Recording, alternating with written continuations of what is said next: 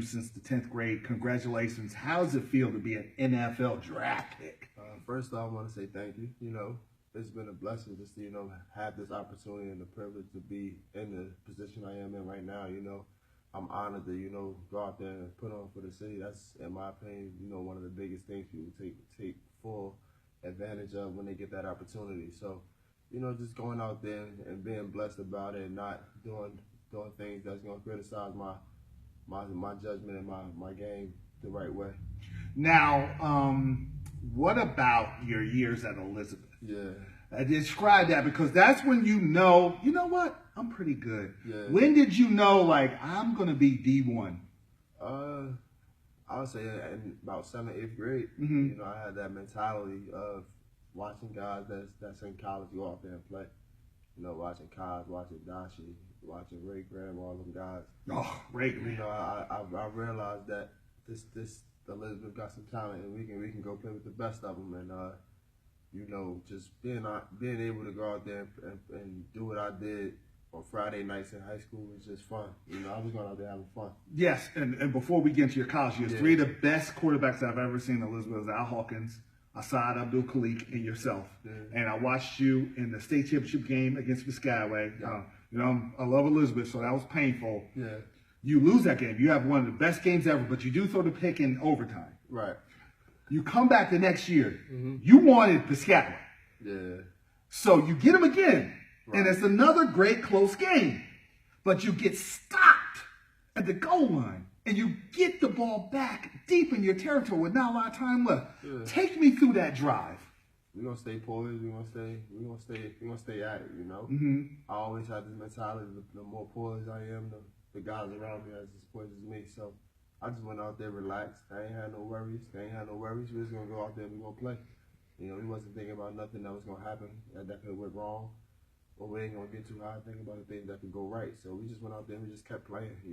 I've been in a similar situation this past year. In college, we played UCF.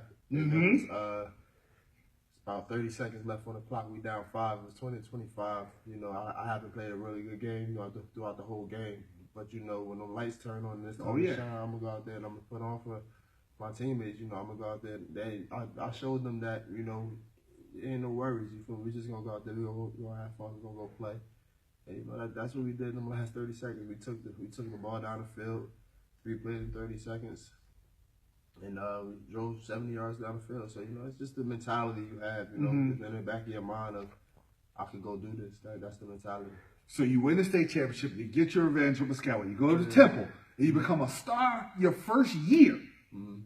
There were distractions. Now you're the star. You're in college. You know the distractions. I gotta go. The women, the guy, whatever. All the stuff you got to deal with. How did you deal with it that first year? It's just being humble, man. That's the type of person I am. I'm a humble person. Mm-hmm. People say it, but I actually am what I show what I am. I'm not gonna sit there and brag about anything about what I've done. If people know me around that campus, they know I ain't gonna say nothing about. I can walk around campus around there with my hood on and just keep on walking. I ain't really out there to be being a flashy guy or anything like that. I'm just there to play football. I'm there to go to school, get my degree. So that was my mentality, and that's what I went there to do.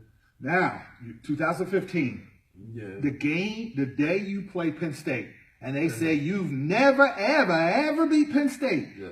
What's going on in your head? Like, hey, DJ, you guys never beat Penn State before. What was you thinking before that game? So I've always heard that Temple's always came close to being Penn State. But, I was a part of it my sophomore year. We went into the game. We played decent. We had a few turnovers and everything like that. The game went bad towards about the fourth quarter, and it showed that it's a lot of distractions when you go inside that Penn State stadium, man. We got an opportunity to play them at home, and we got down early till we got down 10-0 going into half.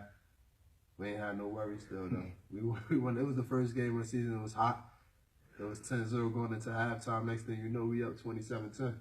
That was a big win. That was really an eye-opener. Yeah. But I felt the biggest eye-opener that put you on the national map was the loss to Notre Dame when you played on national TV and you played so well. You lost 24-20.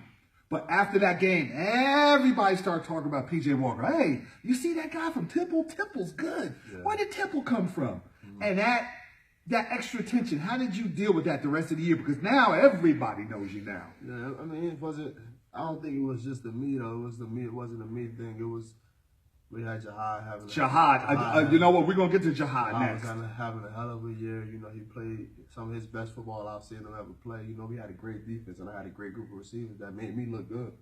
So when you got guys around you that make you look good, a lot of people are gonna say your name, but the guys around you ain't getting enough credit. Like I got a left tackle that just got drafted in the second round to the Buffalo Bills. I saw that.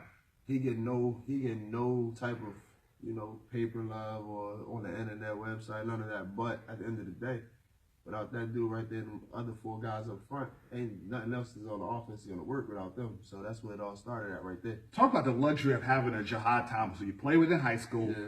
He's a good running back, but he can catch like a receiver. Yeah. And that gave you extra balance that you need to stay on schedule. Yeah, it gave me a more competitive edge. I want to have a better game than him. Like, that's the way we are though. Like if you come to our practice on Monday, like we run 10 half gases at Temple on Mondays.